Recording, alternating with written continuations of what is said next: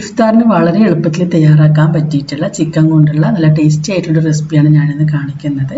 നല്ല എളുപ്പം തയ്യാറാക്കാൻ പറ്റുന്ന ഒരു സ്നാക്കാണിത്. അപ്പോൾ നമുക്ക് ഇതെങ്ങനെയാണ് തയ്യാറാക്കുന്നത് നോക്കാം. കുട്ടികൾക്കെല്ലാം ഒരുപാട് ഇഷ്ടമാകുന്ന ഒരു റെസിപ്പിയാണിത്. ഞാനിവിടെ 1/2 കിലോ ബോൺലെസ് ചിക്കൻ ഇതുപോലെ ചെറിയ ചെറിയ ക്യൂബ്സ് ആക്കി എടുത്തിട്ടുണ്ട്. ഇനി നമുക്ക് ഈ ഒരു ചിക്കൻ ഒന്ന് മാരിനേറ്റ് ചെയ്തെടുക്കണം. അപ്പോൾ നമുക്ക് ആദ്യം ഇതിലേക്ക് 1/2 ടീസ്പൂൺ മഞ്ഞൾപ്പൊടി, 2 ടീസ്പൂൺ കാശ്മീരി മുളക് പൊടി,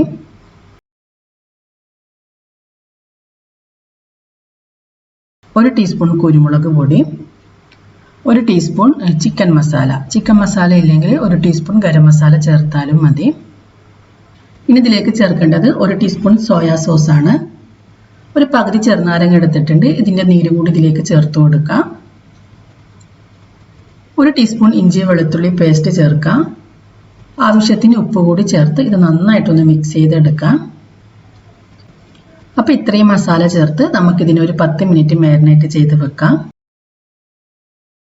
ഇപ്പോൾ 10 മിനിറ്റ് കഴിഞ്ഞിട്ടുണ്ട്. ഇനി നമുക്കിതിലേക്ക് കോൺഫ്ലോർ ചേർക്കണം. ഞാനിവിടെ 2 ടേബിൾ സ്പൂൺ കോൺഫ്ലോർ ആണ് ചേർക്കുന്നത്. ഈ ഒരു കോൺഫ്ലോർ കൂടി ചേർത്ത് നന്നായിട്ട് മിക്സ് ചെയ്ത് കൊടുക്കാം. അപ്പോൾ നമ്മുടെ ചിക്കൻ ഇവിടെ റെഡി ആയിട്ടുണ്ട്.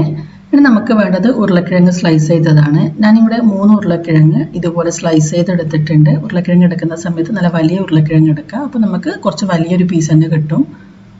അപ്പോൾ ഇതുപോലെ 3 ഉരുളക്കിഴങ്ങും ചെയ്തെടുക്കുക.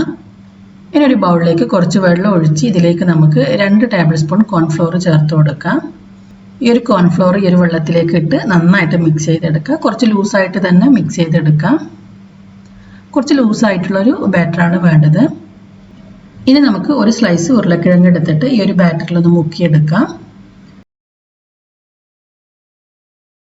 ഇതിനുശേഷം നമ്മൾ നേരത്തെ മാരിനേറ്റ് ചെയ്ത് വെച്ച് ചിക്കൻ പീസ് ഇതിൻ്റെ ഉള്ളിൽ വെച്ച് ഇതുപോലെ ഒരു ടൂത്ത് പിക്ക് വെച്ചിട്ട് ഒന്ന് കുത്തി കൊടുക്കാം.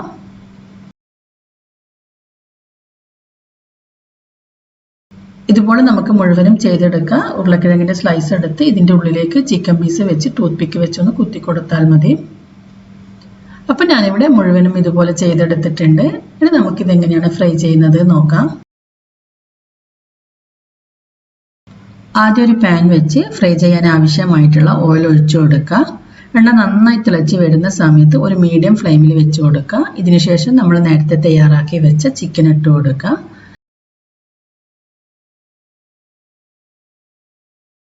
ഇനി ചിക്കൻ നന്നായിട്ട് വെന്ത് കളർ മാറി വരുന്നത് വരെ ഫ്രൈ ചെയ്തെടുക്കുക. ഇപ്പോൾ ചിക്കൻ നന്നായിട്ട് ഫ്രൈ ആയിട്ട് കളറിൽ മാറി വന്നിട്ടുണ്ട്. ഇനി നമുക്കിതിനെ തിരിച്ചിടാം. ഇതുപോലെ 2 ഭാഗവും നന്നായിട്ട് ഫ്രൈ ചെയ്തെടുക്കാം. അപ്പോൾ ഇത് നന്നായിട്ട് ഫ്രൈ ആയി വന്നിട്ടുണ്ട്. ഇനി നമുക്ക് പാനിൽ നിന്ന് മാറ്റാം. ഇതുപോലെ നമുക്ക് മുഴുവനും ഫ്രൈ ചെയ്തെടുക്കാം. ഇനി നമുക്കിതിന് ചൂടോടുകൂടി തന്നെ ടൊമാറ്റോ കെച്ചപ്പിലോ മയോണൈസിലോ മുക്കി കഴിക്കാൻ നല്ല ടേസ്റ്റാണ്. അപ്പോൾ തീർച്ചയായും നിങ്ങളെല്ലാവരും ട്രൈ ചെയ്ത് നോക്കുക. ട്രൈ ചെയ്ത് നോക്കിയിട്ട് ഇതിൻ്റെ ഫീഡ്ബാക്ക് അറിയിക്കാം.